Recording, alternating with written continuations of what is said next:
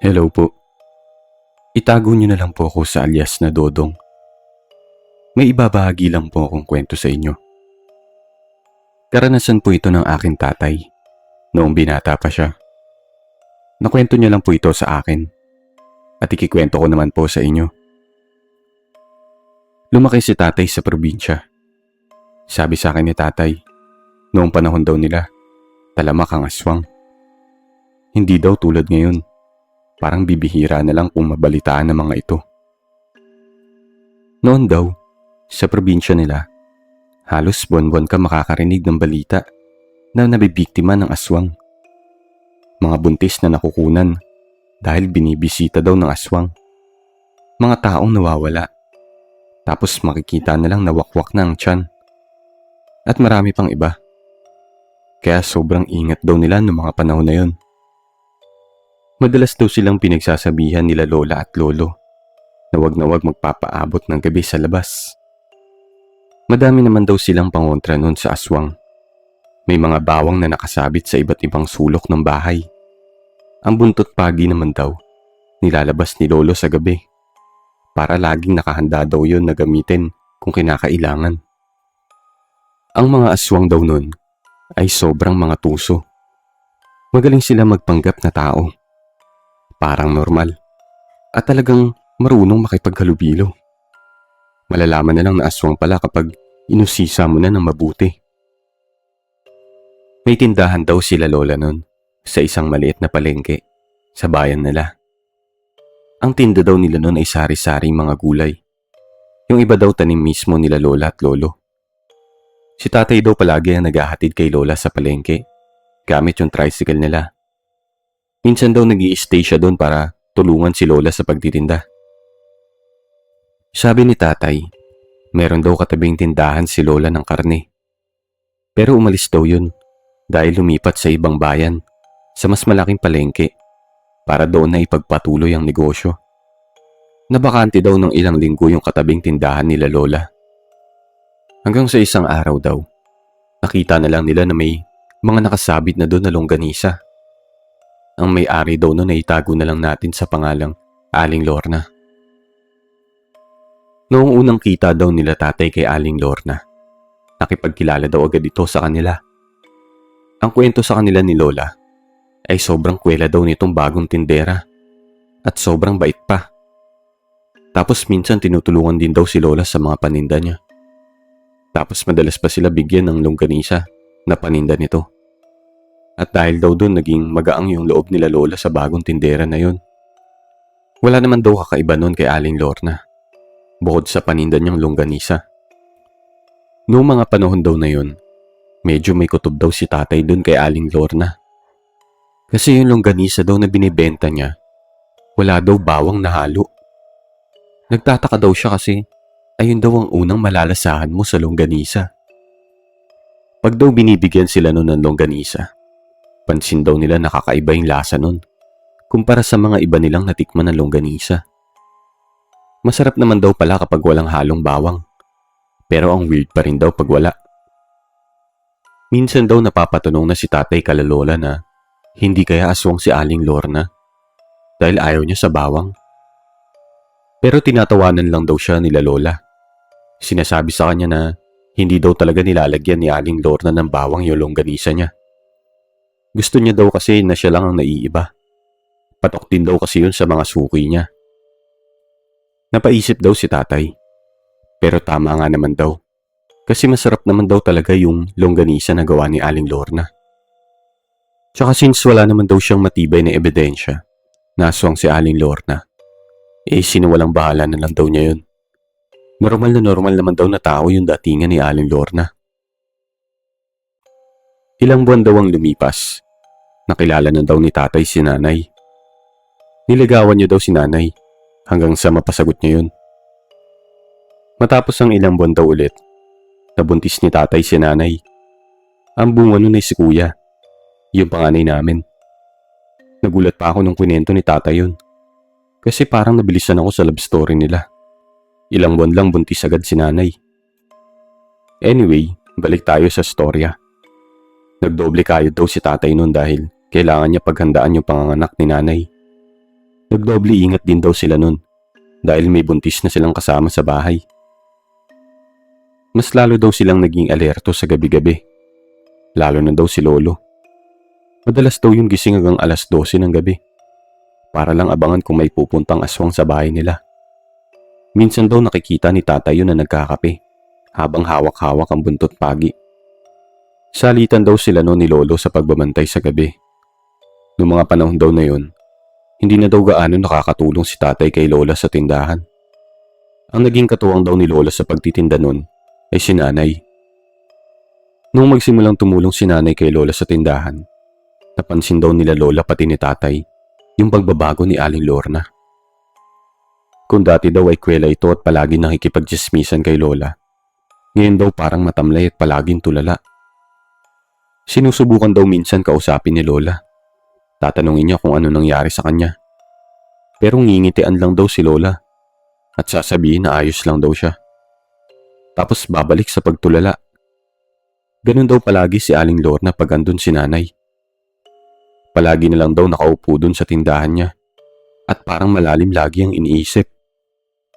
Pero kapag naman daw wala si nanay sa tindahan, sabi ni Lola, ay bumabalik daw yung sigla ni Aling Lorna. Nakikipagkulitan na daw ulit yun at masiglang masigla daw. Isang araw daw, si nanay daw ang nagbantay sa tindahan dahil may sakit daw si Lola nun. Dahil sa ayaw nilang masayang yung gulay na paninda ni Lola, nagpresenta daw si nanay na siya na lang ang magtinda noong araw na yun.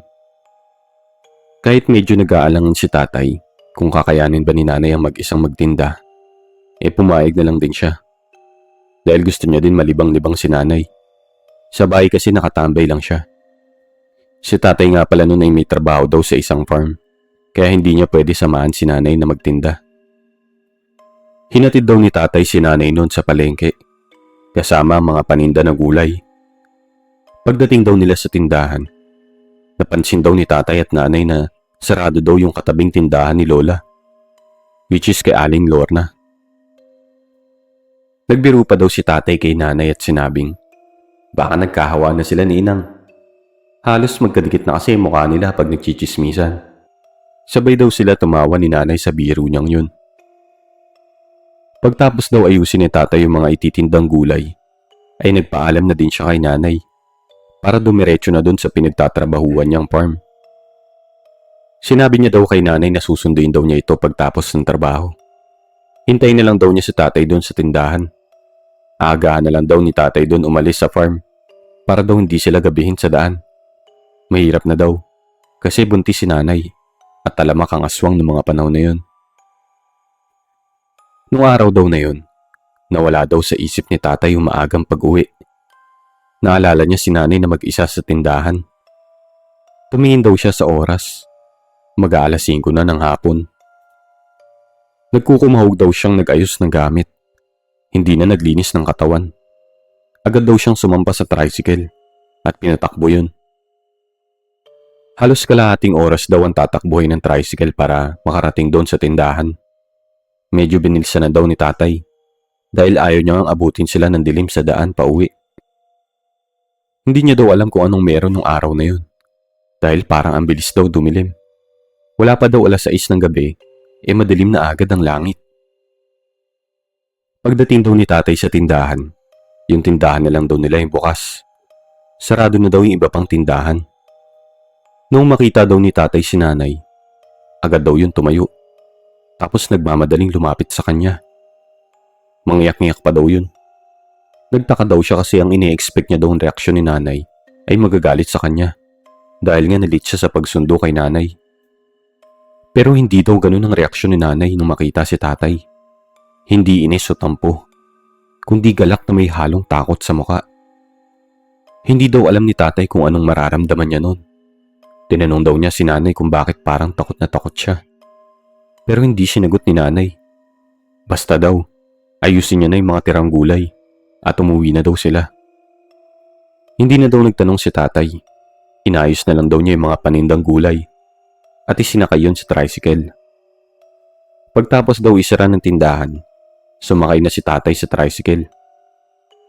Pero nagtaka na naman daw siya dahil hindi sa loob ng tricycle sumakay si nanay. Doon siya sumakay sa likod ni tatay habang nakayakap ng mahigpit. Hinayaan na lang daw ni tatay yun at pinatakbo na yung tricycle. Madilim na daw ng mga oras na yun. Ang ilaw na lang daw ay yung mga ilaw sa mga nadadaanan nilang mga bahay. Habang binabaybay daw nila yung madilim at mahabang daan pa uwi, at noong mapadaan sila sa parte ng mga puro puno, bigla na lang humigpit lalo yung yakap ni nanay kay tatay. Halos mapisil na daw yung tiyan ni tatay nun. Habang nakayakap daw si nanay kay tatay, bigla daw umiyak si nanay. Dahil medyo inis na daw si tatay, tinanong niya na si nanay ng medyo pagalit. Ano bang nangyayari sa'yo? Sambit daw ni tatay. Sumagot si nanay ng, may aswang, habang umiiyak. Nung sabihin daw ni nanay yun, tumingin daw si tatay sa side mirror. At doon daw, nakita niya ang isang nilalang na tumatakbo na parang aso. Kinabahan daw si tatay nung makita yun. Hugis tao daw yun. May makintab daw na kung ano sa katawan nun. Tapos yung paa at kamay ay parehas daw nasa lupa. Humahabol daw yun sa tricycle na sinasakyan nila tatay. Napamura daw si tatay. Si nanay naman lalong lumakas ang iyak at sumisigaw na sa takot. Doon na napagtanto ni tatay na aswang yung humahabol sa kanila. At yun din yung dahilan ng takot ni nanay. Binilisan na daw ni tatay ang pagpapatakbo sa tricycle. Lumilingon-lingon pa daw siya sa side mirror para siguruhin na hindi makakahabol yung aswang. Nang malapit na daw sila sa lilikuan nilang kalsada papasok sa bahay nila, bigla na lang daw tumalon yung aswang papunta dun sa mapunong parte ng daan. Hindi pa din nawala yung takot ni nanay hanggang makauwi sila sa bahay. Nakasalubong daw nila si lolo sa daan na hawak yung buntot pagi. Nagmura daw nang nagmura si lolo nun. Hinahamon yung aswang na lumapit sa kanila nang makita daw nito ang hinahanap niya. Hindi naman na daw nagtangkan lumusob pa yung aswang. Siguro daw natakot din kay lolo. Pagpasok daw nila sa loob ng bahay, hindi pa din tumitigil sa pag-iyak si nanay. Nung tumahan na daw yun, tinanong nila lola kung ano nangyari sa kanila. Kinuwento naman daw ni tatay yung paghabol sa kanila ng aswang. Tapos nagkwento daw si nanay noong hinihintay niya si tatay na sunduin siya. Noong una daw, payapa pa naman. Medyo maaga pa daw kasi at marami pang bukas na tindahan. Pero noong paunti na daw ng paunti yung bukas na tindahan at paunti na daw ng paunti yung mga dumadaan na tao. Habang naghihintay daw siya kay tatay doon at nakaupo, nakarinig na lang daw siya ng mga mabibilis na yapak doon sa palibot ng tindahan. Partikular daw doon sa likod. Yung likod daw doon ay bakante. Ilang sandali lang daw ang lumipas. Bigla daw bumahaw ng sobra yung paligid. Amoy bulok daw na isda. Sobrang malansa. Halos bumaliktad daw yung sikmura ni nanay nun. Ilang minuto daw bago dumating si tatay, narinig daw ni nanay na parang may humihinga sa likod ng tindahan. Yung parang hinga ng pagod na aso. Nakakaramdam na daw siya na minamanmanan siya ng isang aswang. Doon na daw nagsimulang matakot si nanay. Mabuti na lang daw at dumating na si tatay. Kung hindi daw baka nalapa na siya ng kung anong nilalang na yun. Yun daw yung pinakaunang encounter nila sa aswang. Pero yung sumunod daw ang pinakagrabing karanasan nila sa aswang. Simula daw nang habulin sila nung aswang, ay talagang hindi na pinalabas si nanay sa bahay. Hindi na siya pinapapunta doon sa tindahan. Noong makabalik na daw si Lola sa pagtitinda, nagkita ulit sila ni Aling Lorna. Matagal-tagal daw silang hindi nagkita kaya marami-rami din ang chismis. Nagkwento daw si Lola kala tatay nung nagkita daw sila ni Aling Lorna. Nagkamustahan daw sila tapos nagchismisan. Habang nag-uusap daw sila, bigla na lang daw nagtanong si Aling Lorna kay Lola kung nasan daw yung manugang niya. Si nanay daw. Bakit hindi niya daw kasama? Nagtaka daw si Lola kasi pag nandun daw yun, hindi naman niya pinapansin. Pero hinawi na lang daw ni Lola yung pagtataka niya. Nakwento daw ni Lola kay Aling Lorna yung nangyari na paghabol ng aswang kala nanay. Noong nakwento daw ni Lola yon, may kinuha daw si Aling Lorna doon sa bag niya. Isang bracelet. Binigay daw yun kay Lola at ipasuot daw kay nanay. Pangontra daw yun sa aswang. Tinanggap naman yun ni Lola at nagpasalamat pa daw siya. Since wala naman daw masamang tinapay sila Lola kay Aling Lorna at parang kapatid na din ang turing ni Lola doon, pinasuot niya daw kay nanay yung bigay nun na bracelet. Isang gabi daw, habang natutulog daw sila tatay, bigla na lang daw siyang naalipungatan dahil nakarinig daw siya ng mga ingay na nanggagaling dun sa bubong ng bahay nila. Tapos may naaamoy daw siyang mabaho. Naalala daw ni tatay yung kwento ni nanay dun sa tindahan, abot dun sa mabahong amoy. Napatayo daw sa higaan si tatay. Lumabas daw siya sa kwarto. Nakita niya daw si Lolo na nakaabang dun sa pinto. Hawak-hawak yung buntot pagi. Tinanong daw niya bakit andun si Lolo. Sinabi daw nito na habang nagkakape daw siya, may kumatok daw sa pinto. 3 beses nakatok daw. Sinilip daw yun ni Lolo. Pero walang tao sa labas ng bahay. Naaamoy din daw ni Lolo yung mabahong amoy. Alam niya na agad na may aswang sa paligid. Nagabang daw sila Lolo doon sa pintuan. Nakatayo lang daw sila doon at nakatitig. Maya-maya lang daw, nagulat daw si tatay at Lolo dahil may malakas na kumalabog sa bubong. Tapos biglang sumigaw daw si nanay ng magkalakas-lakas. Napatakbo daw si tatay papunta kay nanay. Na makita daw ni tatay si nanay, nakahawak daw yun sa tiyan at namimilipit sa sakit. Niyakap daw ni tatay si nanay. Nagsunod-sunod daw yung mga yapak sa bubong. Tapos may mga uhol na parang galing sa isang halimaw. Noong mga oras na yun, habang takot na takot sila sa nangyayari, nakita daw ni tatay yung bracelet na suot ni nanay.